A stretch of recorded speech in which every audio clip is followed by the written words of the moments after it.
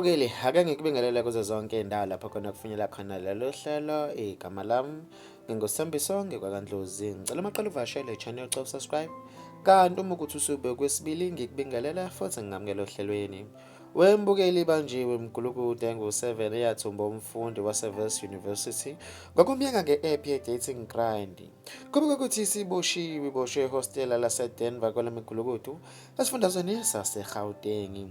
Kube ukuthi le mdlambiye ngesikhathi esemthumbile evele yafuna imali engango-30,000 emndenini womfundi, nokuthe uma umndeni uma ucupha umgoga lo ngubhongoza wakhipha lezo sigebengu zisasina zijabulela ukuthi zizothola u-30,000.